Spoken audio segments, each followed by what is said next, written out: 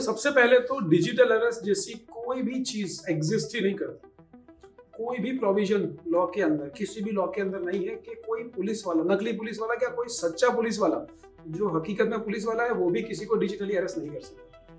एक पक्ष बोल रहा है सच, एक पक्ष बोल रहा है झूठ। अब वो कौन सा पक्ष सच बोल रहा है और कौन सा पक्ष झूठ बोल रहा है वो कोर्ट कैसे डिसाइड करेगी? जी रिसेंटली आपने एक मैटर सुना होगा बैंगलोर का, जिसके अंदर there is a male who committed suicide because of a divorce case and जो भी इंसिडेंट हुआ।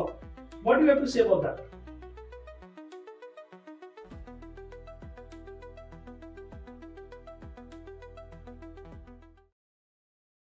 Hello everyone, this is me Vidit Sharma, a public figure. We are doing a podcast with one of the very special guests, whose name is Aftab Ansari, जो मेरे बहुत खास मित्र भी हैं। एक सॉलिसिटर है, एक एडवोकेट है, गुजरात हाई कोर्ट और सुप्रीम कोर्ट ऑफ इंडिया में।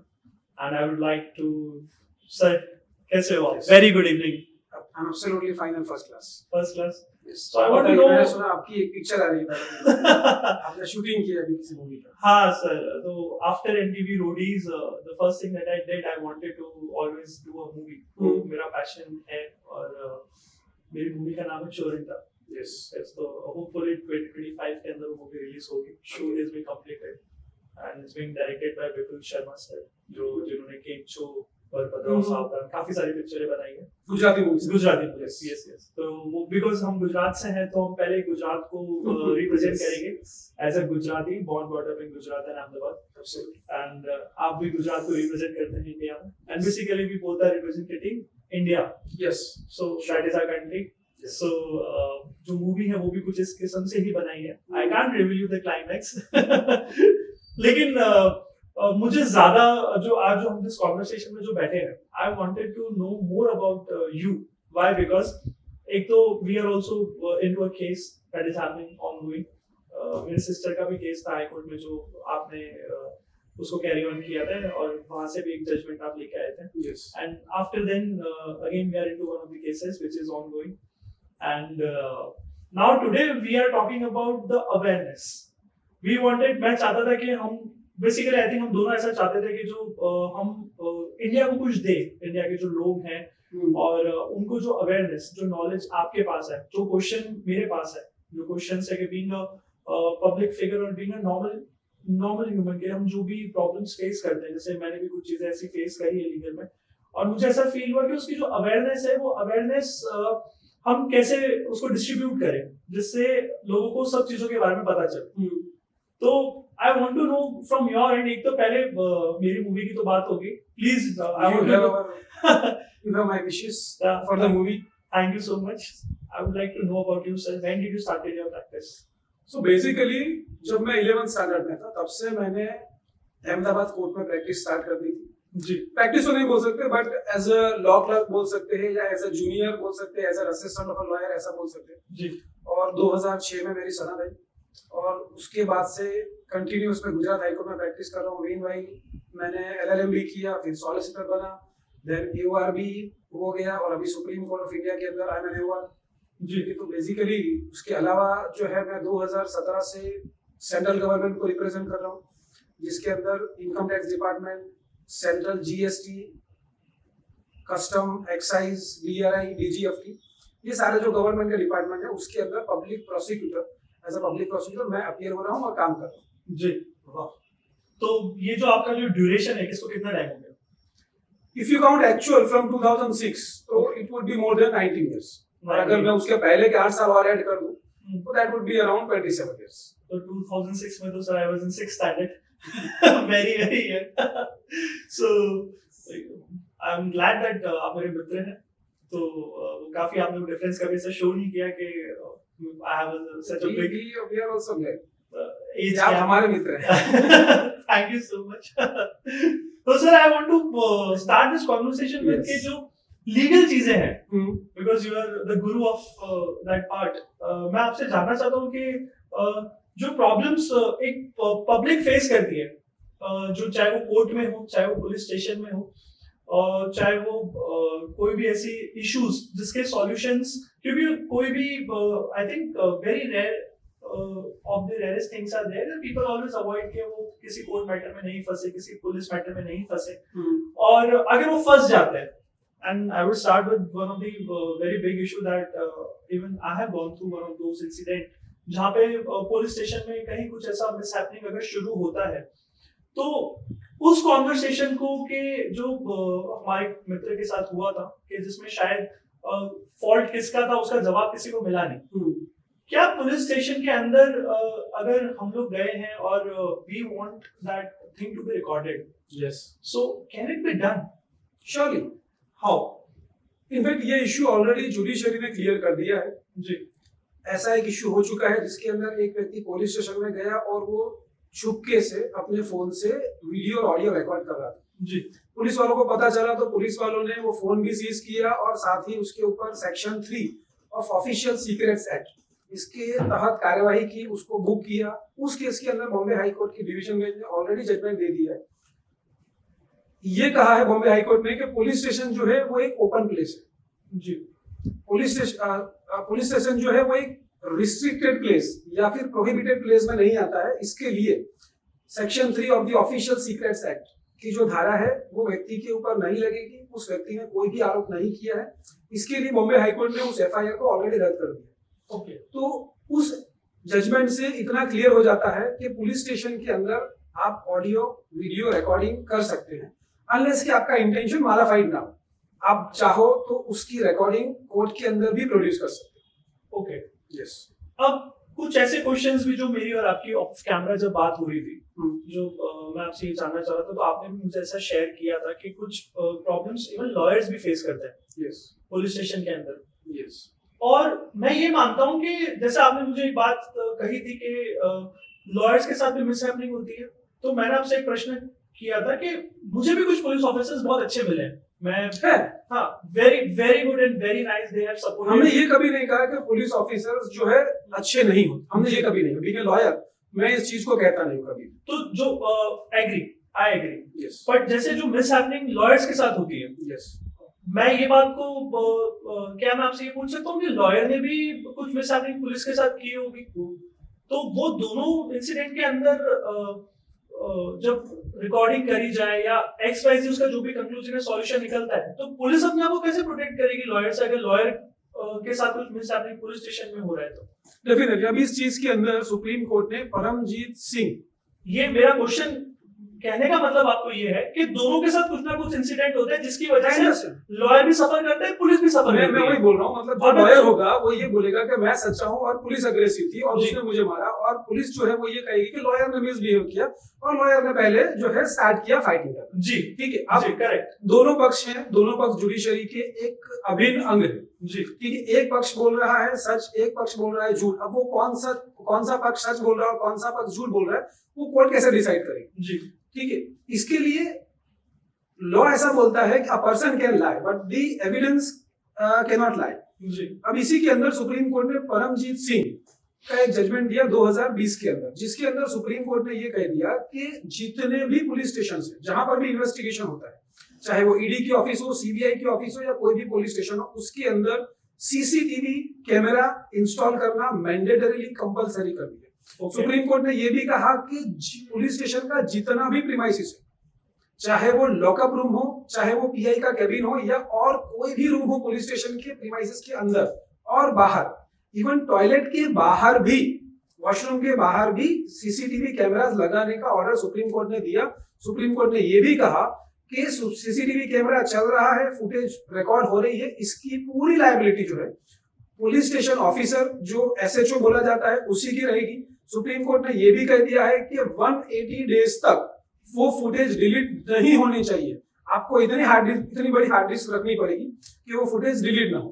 ठीक है। इन दैट के सुप्रीम कोर्ट ने जब यहाँ तक कह दिया है तो इसका मतलब ये है कि सरकार को और पुलिस ऑफिसर्स को अपने पुलिस स्टेशन के अंदर सीसीटीवी कैमरा रखना है।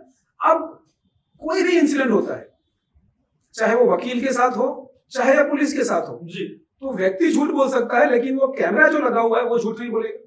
तो इन दैट केस उस कैमरे को एग्जामिन किया जा सकता है कि वकील ने गलत किया है या पुलिस ने गलत किया है। और दूसरी बात कि जब वकील गलत करता है तो पुलिस को सत्ता है कि पुलिस इमीडिएटली खुद ही एफआईआर कर लेती है पुलिस स्टेशन के अंदर और वकील को लॉकअप में रख देती है। पर ये पावर्स वकील के पास नहीं है। तो वकील के पास अगर वकील के साथ अगर कुछ पुलिस स्टेशन के अंदर गलत होता है तो इन दैट केस उसको वापस कोर्ट नहीं जाना है। और वो कब जा पाएगा? जब पुलिस वाले उसको जाने देंगे, क्योंकि वहां तो वो अकेला है जी। ठीक है, तो बेसिकली अगर कायदे का पालन हो और सुप्रीम कोर्ट का जो जजमेंट है उसका पालन हो तो ये सारी सिचुएशन अवॉइड की जा सकती है। कोई भी पक्ष किसी के ऊपर ब्लेम नहीं करेगा कि आप अग्रेसिव थे या फिर आप अग्रेसिव थे। तो मैं ये मानता हूँ कि ये पुलिस के भी फेवर में है और ये लॉ ये सभी के फेवर में जी। अल्टीमेटली ये फेवर में हो या नहीं हो, बट ये लॉ ऑफ द लैंड है। आप जिस देश के अंदर रह रहे हो उस देश की सर्वोच्च अदालत ने इसको कंपलसरी और मैंडेटरी करार दिया है। तो ये स्टेट गवर्नमेंट की भी जवाबदारी है और पुलिस स्टेशन ऑफिसर जो पीएस हो उसकी की भी जवाबदारी है कि इस चीज को फॉलो किया जाए और सभी जगह पे सीसीटीवी कैमरास इंस्टॉल किए जाए। जो सबसे ज्यादा कॉमन प्रॉब्लम अभी इंडिया में चल रही है, जो आपने सुना होगा, which is digital arrest. What is this digital arrest? ये आप थोड़ा बताइए, and how to get safe yourself from digital arrest. Okay, सबसे पहले तो डिजिटल अरेस्ट जैसी कोई भी चीज एग्जिस्ट ही नहीं करती।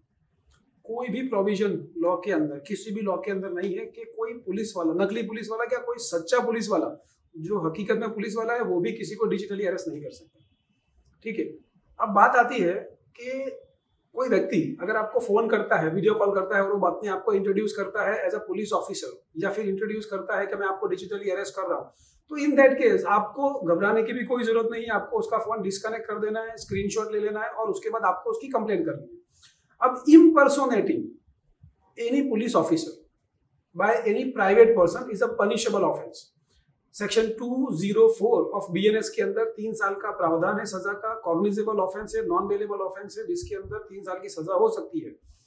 इसके अलावा आप जो है नेशनल हेल्पलाइन नंबर है 1930, उसके ऊपर भी कॉल कर सकते हैं। इसके अलावा cybercrime.org है, उसके ऊपर भी आप अपनी कंप्लेंट रजिस्टर करवा सकते हैं। बाकी डिजिटल अरेस्ट जैसा कोई प्रोविजन भारत के कायदे के अंदर नहीं है। Absolutely there is no provision. Okay, तो जो ये यंग बच्चे हैं जो डर के हमारे फंस जाते हैं या परेशान हो जाते हैं जब उनकी कोई वीडियो बन जाती है, उनको वीडियो कॉल आता है और वो कुछ ना कुछ ऐसी कॉन्वर्सेशन में भी इन्वॉल्व होते हैं। मान लीजिए जो फीमेल सेंट्रिक कॉन्वर्सेशन होती है किसी फीमेल के साथ, जो फीमेल भी फेक फीमेल बन के और बच्चों से और यंगस्टर्स से कॉन्वर्सेशन करते हैं और वो उनको डरा के उनसे पैसे ले लेते हैं। ये भी बहुत ज्यादा चल रहा है, बहुत चल रहा है। और इस चीज के लिए भी कि उनको ये बताना कि डरने की जरूरत नहीं है।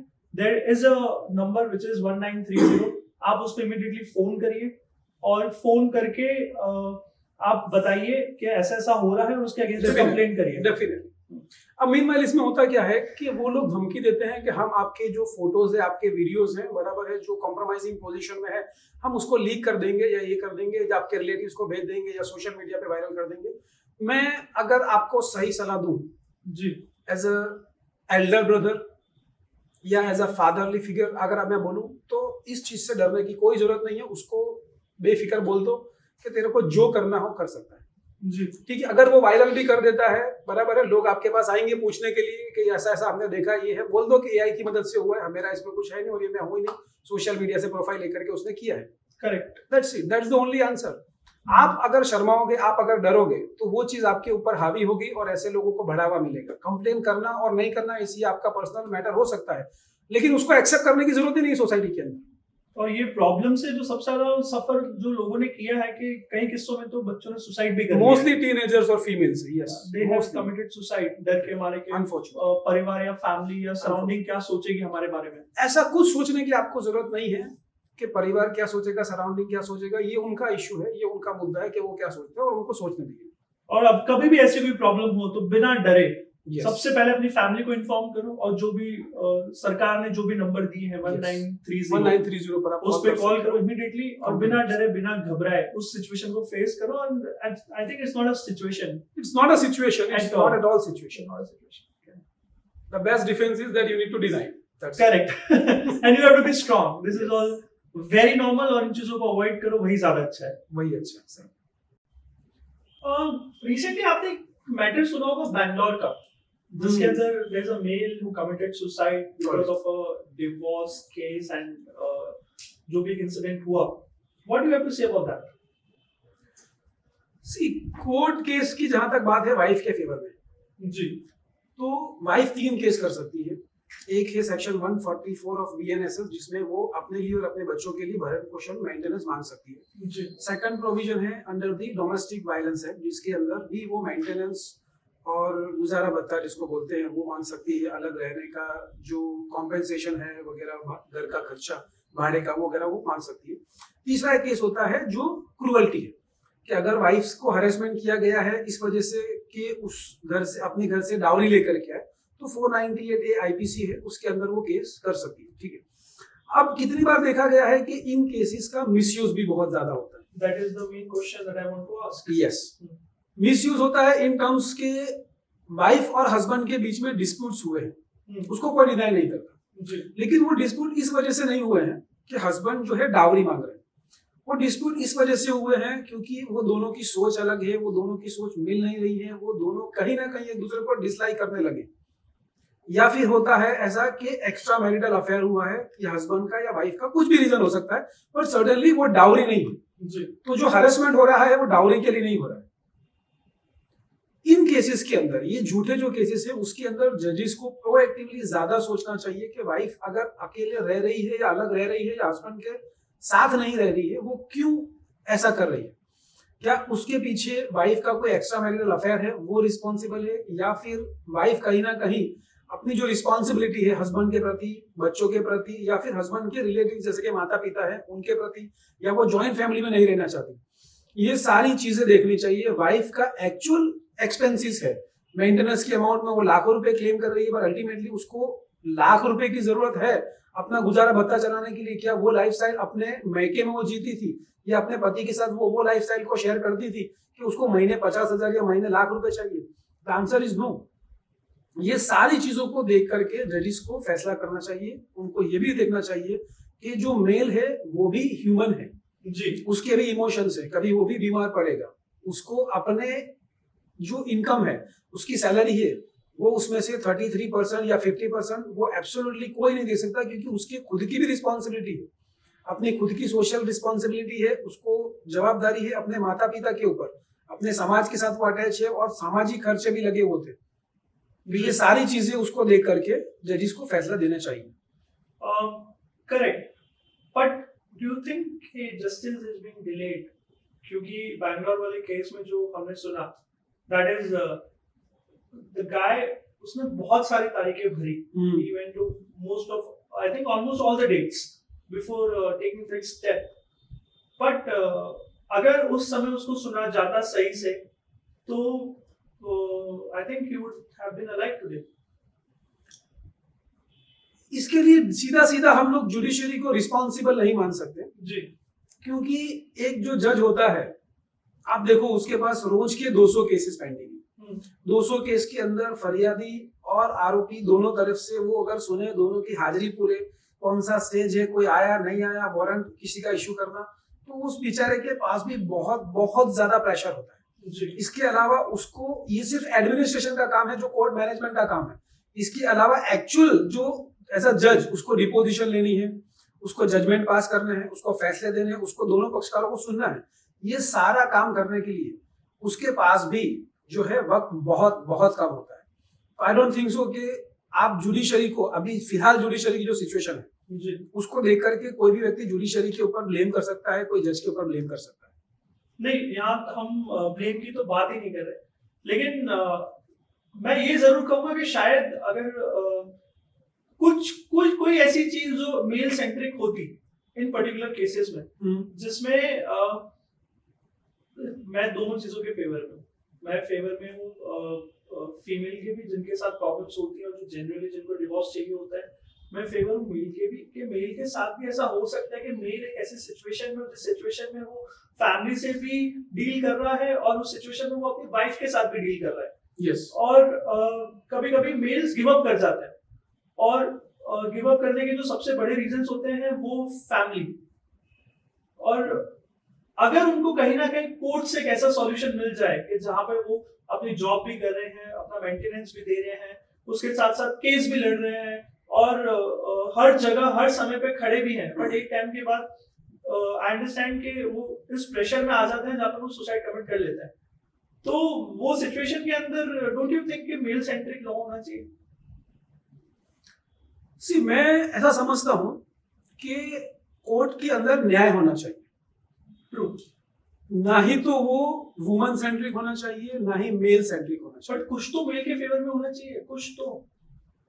डेफिनेटली, एक्चुअली लॉ का जो मिसयूज है उसको खत्म करने की जरूरत है। उसके सामने हमको एक नया और लॉ लाने की जरूरत नहीं है। मुझे नहीं लगता कि हमको कोई नई सेक्शंस या नया लॉ लाने की जरूरत है। हमको सिर्फ और सिर्फ एक सही अप्रोच समझने की जरूरत है कि हर केस के अंदर न्याय होना जरूरी है, चाहे वो वुमन की तरफ हो, चाहे वो मेल की तरफ। और हम दोनों की ही बात। मैं कभी भी ये नहीं कहूंगा, बराबर है, कि लड़कियों के साथ अन्याय नहीं हो रहा है। मैं कभी भी ये नहीं कहूंगा कि लड़कों के साथ अन्याय नहीं हो रहा है। जब हम कोर्ट के अंदर पर्टिकुलर केस देखते हैं तो हम उस केस की बात करते हैं कि उस पर्टिकुलर केस के अंदर क्या हो रहा है। ये एक रिदम नहीं है, ये एक नदी नहीं बह रही है कि जिसके अंदर कोई भी उतरेगा और तैर के चला जाएगा। नहीं, हर केस एक अलग केस है, हर केस की सिचुएशन अलग है, हर केस के फैक्ट्स अलग है, तो हर केस के अंदर जजमेंट भी अलग आएगा। एक जज एक ही दिन में एक जजमेंट दे सकता है वाइफ के फेवर में और एक जजमेंट दे सकता है हस्बैंड के फेवर में। दोनों चीजें हो सकती है। तो मैं तो यही कहूंगा कि आई वुड ऑलवेज प्रे कैसी भी सिचुएशन ही नहीं आए कि कपल के बीच में कभी डिवोर्स हो। और इट इज अनअवॉइडेबल सिचुएशन। अब वो तो सी यू नेवर नो कि कल क्या होने वाला है। बट कोई कभी कोर्ट जाए नहीं और कभी ऐसी नौबत आए भी तो प्यार मोहब्बत से वो सिचुएशन को डील कर लिया तो जाए। डेफिनेटली हम लोग कोर्ट के अंदर भी कंसीलिएशन करते हैं, मीडिएशन करते हैं, और हम लोग काफी तरीके से, सिर्फ मैं नहीं, दूसरे वकील, जजेस, पूरी जुडिशरी इसको एम्फसाइज करती है, इसके ऊपर भार देती है कि ये जो मैट्रिमोनियल केसेस है जल्दी से जल्दी निपटारा हो जाए, चाहे हस्बैंड वाइफ साथ में रहते हो जाए या फिर परमानेंटली डाइवोर्स हो जाए, ताकि वो अपनी लाइफ नए तरीके से शुरू कर सके। यस, और हम दोनों के लाइफ में पिछड़े। Yes, that's the efforts of all the judicial officers, even the advocates. And our conversation is not even male centric, not even female centric. Definitely, we are in support of both. We want peace in both the situation. Being a lawyer, कोई भी lawyer किसी एक side पर होना ही नहीं चाहिए। जी। And मैं यही कहूँगा because that people are committing suicide, I would say कि चाहे वो फीमेल हो चाहे वो मेल हो, हर सिचुएशन को बहुत स्ट्रांगली डील करना चाहिए और सिचुएशन में गिव अप कभी नहीं करना चाहिए लाइफ में। और प्रॉब्लम्स लाइफ में होती ही नहीं है, just a situation, it passes away. that's what I would like to say. True. तो आप अभी रिसेंटली में देख रहे हो कि सोशल मीडिया का जो ट्रेंड है वो बहुत ज्यादा हो गया है। People are very much active on Facebook, Instagram and YouTube. तो what should one avoid to post as a content on social media? Okay, ऐसी 4 चीजें हैं जिसके अंदर व्यक्ति का अरेस्ट हो सकता है ऑनलाइन कंटेंट पोस्ट करने की वजह से। सबसे पहली चीज है कि अगर कोई व्यक्ति रेप विक्टिम की आइडेंटिटी डिस्क्लोज करता है, उसका नाम डिस्क्लोज करता है या उसका फोटो डिस्क्लोज करता है, the same is a punishable offence under section 72 of the BNS, जिसमें उसको 2 साल की सजा हो सकती है। इसके अलावा कोई भी ऐसा चाइल्ड जो 18 साल से कम का हो, जिसने कोई ऑफेंस अलीजली किया हो या किसी भी तरह से उस ऑफेंस के अंदर विक्टिम हो या पार्टिसिपेट किया हो, ऐसे व्यक्ति का, ऐसे बच्चे का नाम, उसका स्कूल, उसका फोटो, उसका एड्रेस डिस्क्लोज करना online, that is also an offence under section 74 of the juvenile justice act, जिसके अंदर भी उसको सजा हो सकती है, अरेस्ट हो सकता है। इसके अलावा तीसरी चीज है, वो है सेक्शन 296 ऑफ द बीएनएस, जिसके अंदर अगर कोई व्यक्ति ऑनलाइन न्यूज, फोटोज किसी के डालता है तब भी उसकी अरेस्ट हो सकती है, इट्स अ कॉग्निजेबल ऑफेंस। और इसके अलावा चौथी चीज है सेक्शन 196 ऑफ बीएनएस, जिसके अंदर व्यक्ति ऐसा कोई कंटेंट पोस्ट करता है जिसकी वजह से 2 रिलीजियस ग्रुप्स के अंदर, 2 कास्ट के अंदर एनिमोसिटी हो, तब भी उस व्यक्ति की अरेस्ट हो सकती है। तो ये 4 चीजें हैं जो व्यक्ति को अवॉइड करनी चाहिए। इन 4 के अलावा अगर कोई भी वो किसी भी तरह का पोस्ट करता है तो उसको अरेस्ट होने का कोई सवाल पैदा नहीं होता। तो मैं यही कहूंगा कि जो लॉ एंड ऑर्डर है उसको फॉलो करना बहुत जरूरी है, और इस चीजों को जितना ज्यादा हो हमें शेयर करना चाहिए, बिकॉज हर चीज एक लॉ एंड ऑर्डर के अंडर ही होनी चाहिए और वो तभी अच्छी लगती है। डेफिनेटली। सो मेरा एक बहुत बड़ा क्वेश्चन आपसे ये है, why justice is delayed in India? इसके पीछे बेसिकली जो रीजंस है वो यही है कि जजेस की कमी है। मैं आपको बताऊं तो 2023 के डेटा के हिसाब से पूरे देश के अंदर अलग अलग कोर्टों के अंदर 3,20,00,000 से भी ज्यादा केस पेंडिंग है।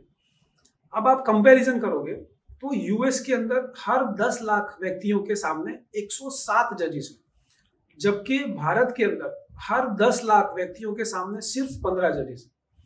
मीनिंग देयर बाय कि वो जो जजेस हैं उनको काफी एक्स्ट्रा काम करना पड़ रहा है, इसके लिए तारीख लंबी पड़ रही है, इसके लिए सुनवाई देरी से हो रही है। अगर मैं आपको गुजरात हाईकोर्ट की बात करूं तो गुजरात हाईकोर्ट जब बनी थी 1960 के अंदर, तब उसका सैंक्शन पोस्ट जो थे वो 52 था, मतलब 52 जजेस होने चाहिए गुजरात हाईकोर्ट के अंदर उस वक्त की आबादी के हिसाब से, वस्ती पॉपुलेशन के हिसाब से। लेकिन आज की तारीख में अगर आप देखा जाए 2025 तक कभी भी गुजरात हाईकोर्ट के अंदर 52 जजेस एक साथ नहीं हुए। आज की तारीख में भी 2025 के अंदर गुजरात हाईकोर्ट जो है उसके अंदर सिर्फ 33 जजेस अवेलेबल हैं जो अपॉइंट हुए। तो जब इतना कम रेशियो रहेगा, जज इतने कम रहेंगे, तो न्याय लोगों को कहां से मिलेगा? मेन जो डिले हो रहा है उसका कारण सिर्फ और सिर्फ यही है कि जजेस की बहुत बहुत ज्यादा कमी है। इस चीज को सॉल्व कैसे किया जाए? इसका सिंपल यही रास्ता हो सकता है कि जितने जजेस हाईकोर्ट के अंदर सैंक्शन पोस्ट है 52, मेरा मानना है कि इससे डबल होनी चाहिए और वो सारे जजों की अपॉइंटमेंट होनी चाहिए। उसके अलावा ट्रायल कोर्ट्स के अंदर जितने जजेस काम कर रहे हैं उनको ऊपर लोड काफी ज्यादा है, तो जितने जजेस हैं उससे 4 गुना जज आपको अपॉइंट करने पड़ेंगे, तभी जाकर के ये जो जुडिशरी के अंदर बैकलॉग है, बराबर इतने सारे केसेस पेंडिंग है, उसमें न्याय होगा। 2 चीजें हैं, हमको स्पीडी जस्टिस चाहिए या फिर सिर्फ स्पीडी डिस्पोजल चाहिए। हम ये चाहते हैं कि केस खत्म कर दे या फिर हम ये चाहते हैं कि केस में न्याय हो। अगर हमको न्याय करना है तो हमको उस केस को टाइम भी देना पड़ेगा, माइंड अप्लाई करना पड़ेगा और उसके बाद फैसला होगा तो ही न्याय होगा, अदरवाइज फिर वो सिर्फ डिस्पोजल हो गया, न्याय नहीं। सो जो स्टूडेंट्स हैं जो लॉ पढ़ के निकलते हैं, what do you have to say about them?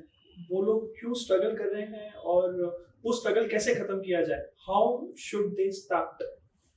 Okay, तो सबसे पहले कॉलेज की जो समस्या है वो कॉलेज के अंदर है। जी, कॉलेज के अंदर उनको प्रैक्टिकल नॉलेज नहीं मिल रहा है, कॉलेज के अंदर उनको थियोरिकल नॉलेज के ऊपर ज्यादा एम्फसाइज कर रहे हैं।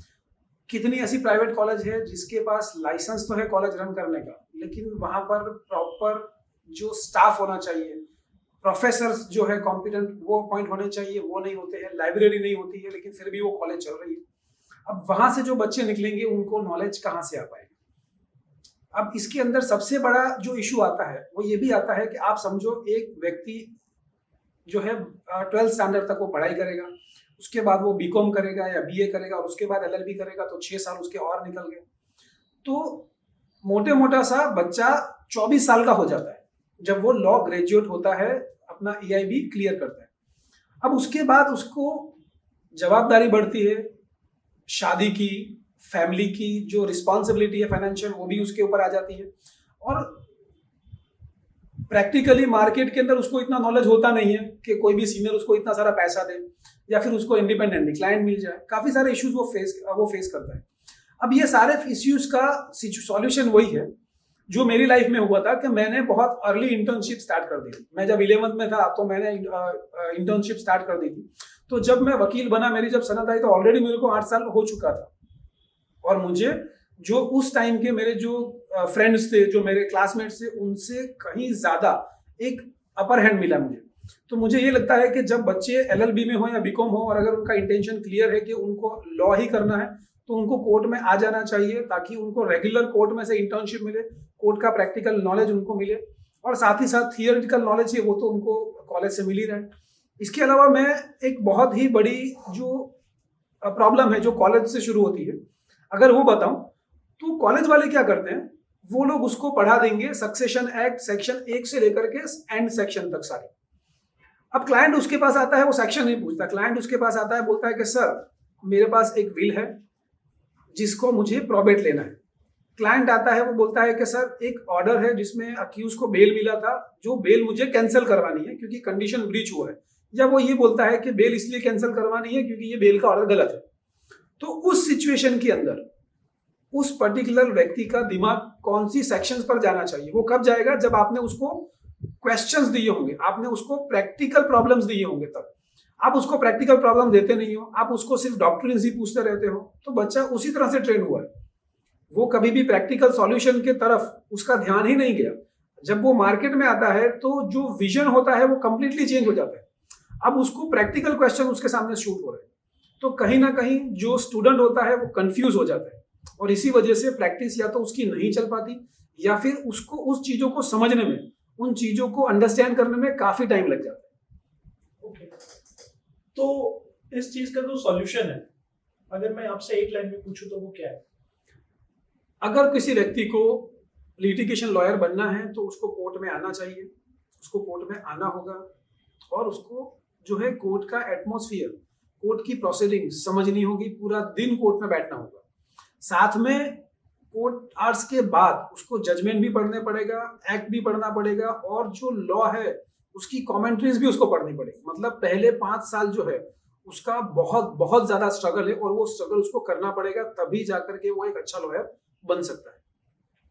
वाह, तो इस चीजों को बच्चों फॉलो करो, और आप जब फॉलो करोगे तो you will be a very very great lawyer. So conversation हमारी काफी अच्छी हुई, that's what I feel. Yes, और आई थिंक ऑलमोस्ट जो क्वेश्चंस मुझे पूछने थे आपसे वो मैंने पूछे, और उसकी अवेयरनेस हम सब जगह शेयर करेंगे। And what do you think, part 2 आना चाहिए इसका? डेफिनेटली, है ना? तो जब ये हमारा पार्ट 1 रिलीज होता है, और फिर हम I would like to ask audience कि आपके जो क्वेश्चंस हैं वो हमारे जो वीडियो है, जो हमारा पॉडकास्ट है, उसके नीचे लिखिए, ताकि हम उसके बेसिस के ऊपर इसका पार्ट 2 बनाएं। Correct, that's what I am saying.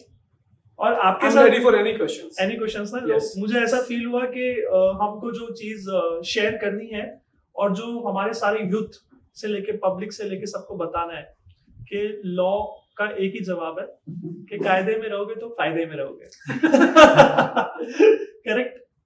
So it's been a very great conversation with my dear friend Aftab Ansari ji. Thank you so much for being a part of this conversation, and we had a very great time. We are actually dealing with the real cases, and and आपके questions काफी अच्छे हैं। Thank you so much. So we will definitely come with a part 2. Definitely. And जब मेरी picture का time आएगा तो मैं चाहूंगा कि आप भी होस्ट बने मेरी पिक्चर के। हम लोग ये कॉन्वर्सेशन उसके रिगार्डिंग भी करेंगे, and let's make something on that as well. Sure. Anytime, sir. So we had a very great time talking with my dear friend Aftab Ansari ji, and I would say sir is very elder to me, and conversation with Vedant Sharma. I would say part 2 के लिए मैं भी excited हूँ, and let's see how it goes on. Thank you. Thank you very much. So we would like to say कि आप इस podcast को ज़्यादा से ज़्यादा शेयर करें। Sir, I would like to say कि आप भी इस चीज को इनिशिएट करिए कि ये जो नॉलेज है ये हमारे इंस्टाग्राम से लेके, यूट्यूब से लेके, फेसबुक से लेके, ये अवेयरनेस सब तक पहुंचे। डेफिनेटली। और नेक्स्ट टाइम जब हम फिर से चर्चा करेंगे, जब हमारे पास और क्वेश्चंस होंगे जो पब्लिक हमसे पूछना चाहेगी, then we will make another podcast for sure. Thank you very much. Okay, thank you. Bye, take care.